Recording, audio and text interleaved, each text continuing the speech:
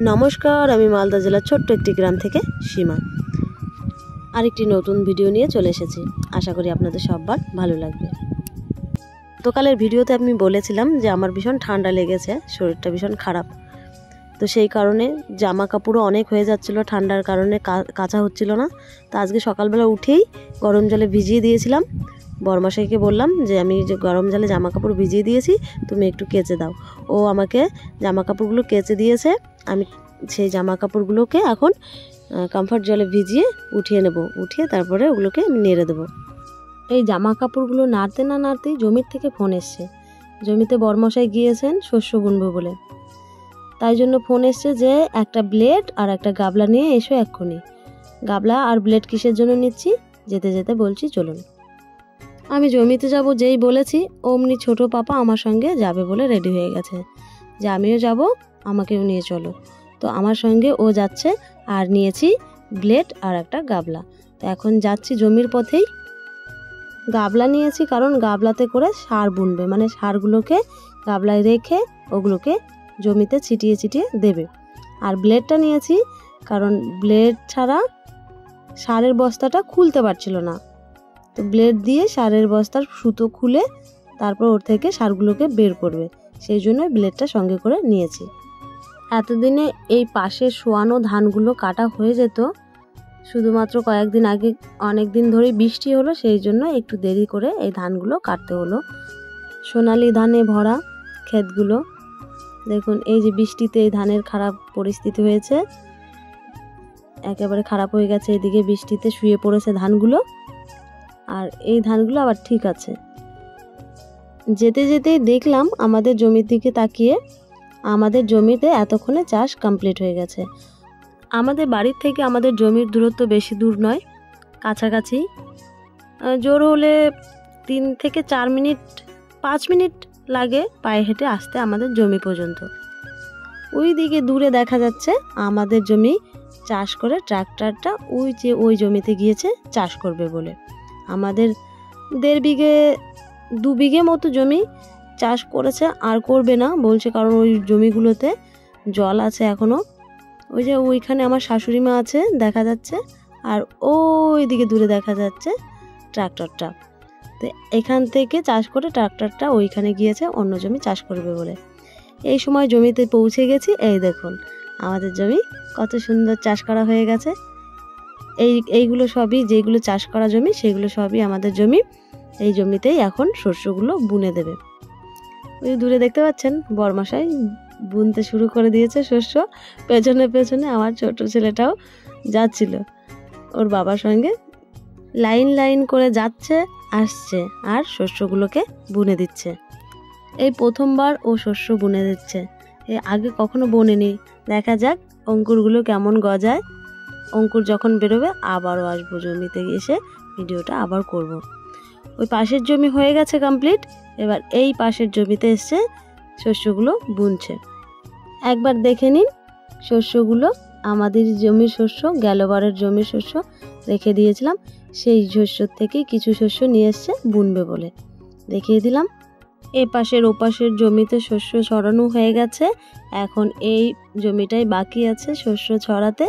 এই জমিতেই শস্যগুলো এবার ছড়িয়ে দিচ্ছে, তারপরে যাবে সারগুলো ছড়িয়ে দেবে সব জমিতে। এবার দেখুন আমি সারের বস্তার কাছে চলে এসেছি। সারের বস্তার কাছে এসে আমি সারের বস্তাটাকে খুলে নেব, মানে দড়িটাকে খুলে নেব।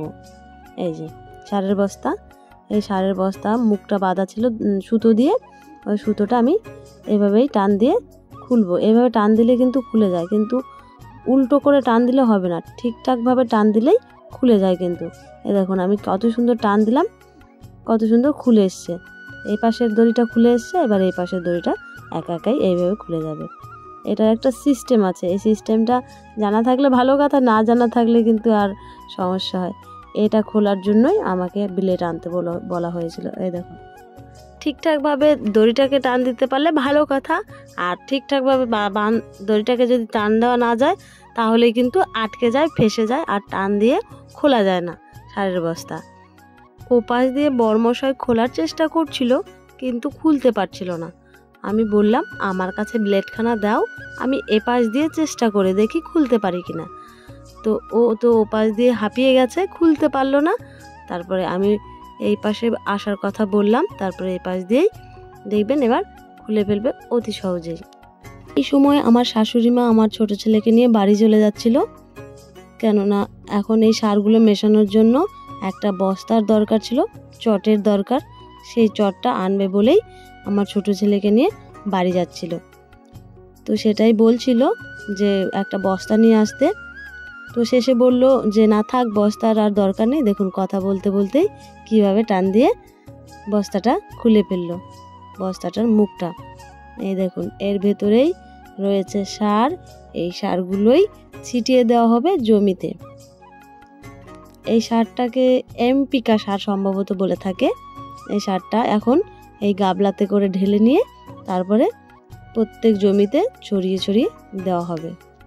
যদি চট আনা থাকতো তাহলে সেই চটে করে 3 বস্তা সার মিশিয়ে তাহলেই ওই সারটাকে ছড়িয়ে দিত। কিন্তু এখন বস্তা যেহেতু নেই, সেহেতু এক এক রকমের সার এক একবার করে 3 বার ঘুরে ঘুরে দিতে হবে। একটু টাইম লাগবে, কিন্তু ওভাবেই এখন দিতে হবে। এই যে এই জমিতে এখন সার ছিটিয়ে দিচ্ছে। তারপরে আরও 2খানা জমি আছে, সেই জমিগুলোতেও আস্তে আস্তে সারগুলোকে ছিটিয়ে ছিটিয়ে দেবে। বেশ কিন্তু হাওয়াও ছিল জমিতে।